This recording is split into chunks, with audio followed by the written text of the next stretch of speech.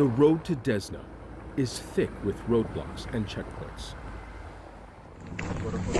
But the Russian attack that resulted in the single worst loss of military life since the start of the war came from the sky. 4, 5, some witnesses say 7 missiles hit the army base at the garrison town of Desna on May 17th. The official death toll confirmed only a week later. Ukrainian President Volodymyr Zelensky, in a speech to Davos, said 87 people were killed, mostly young recruits in training, who had yet to make it to the war. 2 towns over, witnesses say the explosions were loud enough for them to hear and feel, shaking nearby homes. One woman said she was near Desna at the time of the attack. We are scared of a repeat of Irpin. We don't have enough to keep us safe, and we ask everyone to close the sky.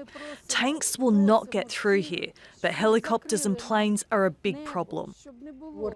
The military being so close by for those living in nearby towns instills confidence, but also fear.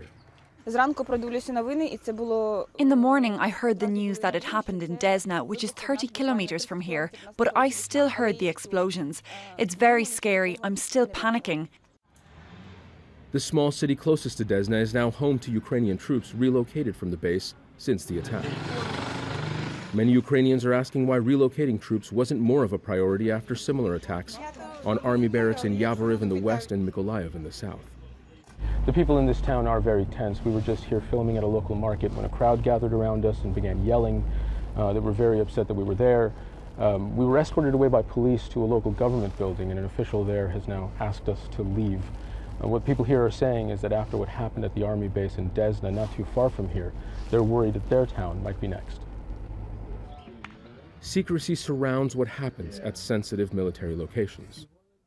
But on social media channels dedicated to raising awareness of missing persons in this war, friends and family are posting the names and pictures of men who were serving at Desna in search of answers.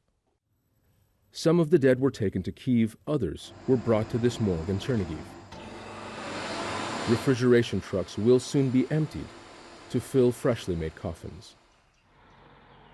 Chernihiv region is no stranger to Russian aggression.